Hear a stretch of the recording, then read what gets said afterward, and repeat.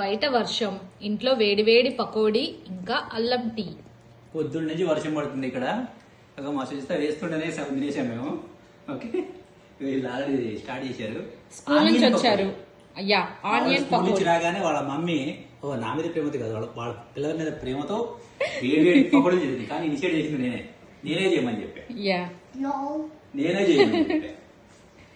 Yes, అన్న ఏమో corn అడిగాడు, యా స్వీట్ కార్న్. బట్ ఈ రోజు పకోడీ వెదర్ పొద్దున్న చల్లగా ఉంది కదా అని వేడివేడి పకోడీ. థ్యాంక్స్ అజయ్. మమ్మీ థ్యాంక్స్ చెప్పండి.